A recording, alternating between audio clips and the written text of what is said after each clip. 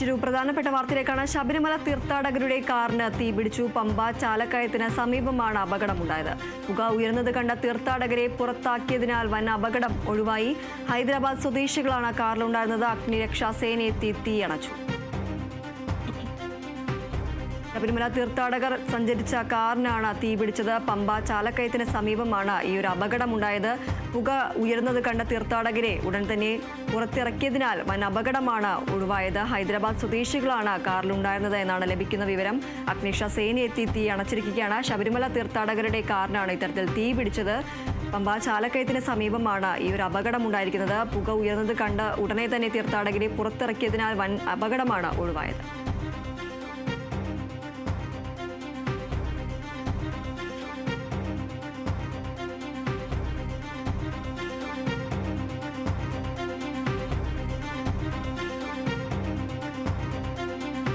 ശബരിമല തീർത്ഥാടകരുടെ കാറിനാണ് തീപിടിച്ചത്.